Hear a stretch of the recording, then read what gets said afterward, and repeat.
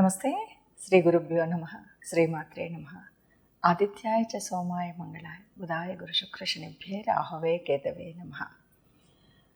ప్రతి మాసంలో మనం చెప్పుకునేటువంటి గోచార ఫలితాలు, మరి అదేవిధంగా పక్ష ఫలాలు కూడా మనం చెప్పుకుంటూ ఉన్నాం. అందులో భాగంగా మరి నూతన సంవత్సరం అని చెప్పేటువంటి ఆంగ్ల నూతన సంవత్సరం అయినటువంటి జనవరి 2024 గాను జనవరి 1వ తారీఖు నుండి 15వ తారీఖు వరకు గోచార రీత్యా ఫలితాలు ఎలా ఉంటాయి, మరి ఈ ఫలితాల మూలంగా మనకు వచ్చేటువంటి ఆనందం, సంతోషం, కష్టం, సుఖం ఇవన్నీ ఉంటాయి. వీటిని కష్టాలు ఉన్నప్పుడు కానీ, ఏదైనా మనకు చెడు జరుగుతుంది అనేప్పుడు కానీ కొంత సుగమం చేసుకోవడం కోసం ముందుగా ఈ ఫలితాలను తెలుసుకోవాలి. మరి ఆ విధంగా తెలుసుకునేటప్పుడు అందరికీ అలాగ ఉంటుందా అంటే కొంతవరకు మనకి ఇది దాదాపు ఓన్లీ 30% అని చెప్పచ్చు. ఎందుకంటే జన్మజాతకంలో ఉన్నటువంటి గ్రహ పరిస్థితుల వల్ల ఉండేటువంటి కారణాలు వేరు, ఇప్పుడు వేరు. అయినా సరే గ్రహాల యొక్క స్థితిని బట్టి, యుతిని బట్టి, వాటి యొక్క దృష్టిలను బట్టి ఉండేటువంటి స్థితి ఎలా ఉంటుందో చూద్దాం.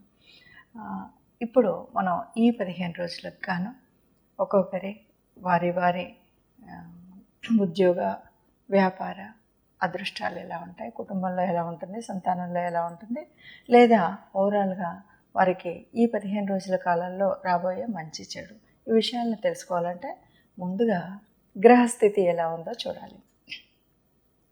గ్రహస్థితి కనుక చూసినట్టయితే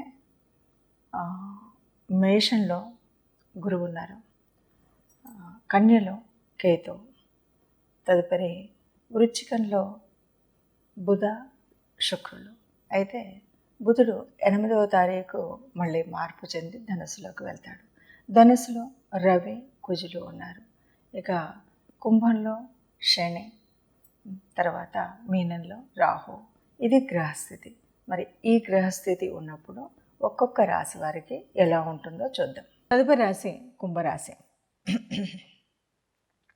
కుంభరాశి వారికి రాశిలోనే శనిగ్రహం ఉంది. సో రాశిలో శని ఉన్నప్పుడు మన ఆలోచన విధానంలో కానీ కొంచెం కుంటుపడినట్టే ఉంటుంది. అన్నీ కూడా నెమ్మదిగా మందగించి జరిగేటువంటివి ఉంటున్నాయి. ద్వితీయంలో రాహు మూలంగా మనం అనుకున్నది ఏది చేయలేకపోతాం. అసలు ఏ రకమైనటువంటి పెట్టుబడులు పెట్టినా, ఏది చేసినా వినాశనానికి కారణంలాగా ఉంటుంది.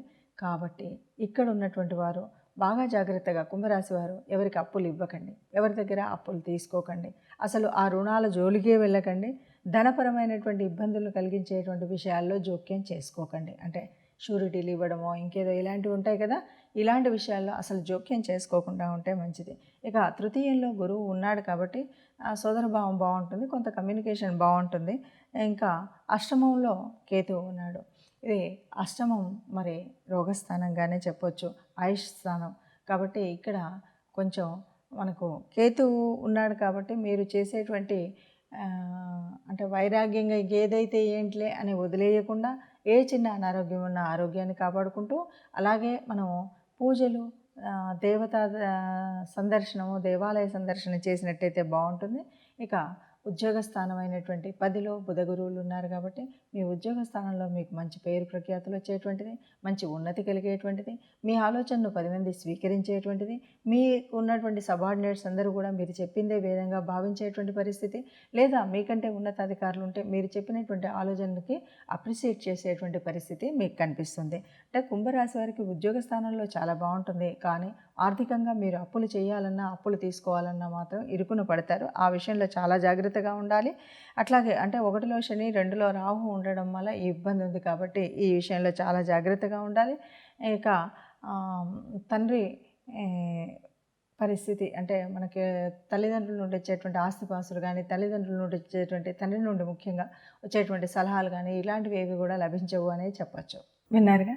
మరి ఇప్పుడు ఇలాంటి గ్రహస్థితి ఉన్నప్పుడు, గోచార పరిస్థితుల్లో ఇలా ఉన్నప్పుడు, మన జన్మజాతకంలో ఎలా ఉన్నప్పటికీ ఈ పైన కనిపిస్తున్నటువంటి ఇప్పుడు తిరుగుతున్నటువంటి గ్రహాల స్థితిగతిని బట్టి, గ్రహాల దృష్టిని బట్టి, గ్రహాల కలయికని బట్టి ఈ 15 రోజుల వరకు ఎవరికి ఎలా ఉంటుందో చూసాం. అంటే దీన్ని పూర్తిగా ఇలాగే మాకు జరుగుతుంది అనేటువంటి భావన కాకుండా మనకు జన్మజాతకంలో ఉన్నటువంటి గ్రహాల యొక్క స్థితి ఎలా ఉంటే దానికి అనుగుణంగా దీన్ని కొంత మనం తీసుకుంటూ ఉంటాం. మనకు నిజంగా మన జాతకంలో ఉన్నటువంటి కలిసి వచ్చే యోగించే గ్రహాలు ఏవి ఉన్నాయి ఏంటి అన్నది కూడా కొంత పనిచేస్తుంది. కాబట్టి పూర్తిగా అయితే కాదు, కానీ కొంతవరకు ఈ గ్రహస్థితి ఇలా ఉన్నప్పుడు మనకి ఇలాంటి ఫలితాలు వస్తాయి అన్నది మాత్రం తెలుస్తుంది. ఏది ఏమన్నా గ్రహాలు ఇలా ఉన్నాయి కాబట్టి మనకు అంటే రాశిలో కానీ ద్వితీయంలో కానీ ఇంకెక్కడైనా సరే మనకు ఉన్నటువంటి భావాల్లో ఎక్కడెక్కడ ఉన్నప్పుడు ఏమేమి పరిహారాలు తీసుకుంటే బాగుంటుంది అని మనం తెలుసుకున్నప్పుడు కొద్దిగా ఆ పరిహారాల మూలంగా ఏదైనా మనకి కష్టం కొద్దిగా అంటే ప్రయాణ ఇబ్బందులు కానీ కొంచెంగా ఎక్కడైనా ఏదైనా అనిపించినా ఈ పరిహారాలతో మనకి ఆ చెడు ప్రభావం అనేది ఉండకుండా ఉంటుంది. అందువల్ల మనం అందరూ కూడా సుఖంగా ఉండాలని భావించేటువంటి భావనే అయినప్పటికీ గ్రహశాంతి అనేటువంటిది, ఎందుకంటే మనం గ్రహాల యొక్క అనుగ్రహం మన మీద ఉండాలి, దేవతల యొక్క అనుగ్రహం ఉండాలి. కాబట్టి తప్పనిసరిగా ఎవరైనా ఏదైనా తమ యొక్క ఇష్టదైవాన్ని ఇంటిలో వెలుపును నిత్యం ప్రార్థించినట్టయితే ఈ ఇబ్బందులు ఏవి ఉండవు. అందరం సుఖంగా ఉండాలి, అందరూ ఉండాలి, అందులో మనం ఉండాలని భావిస్తూ సర్వే జనా సుఖినో భవంతు.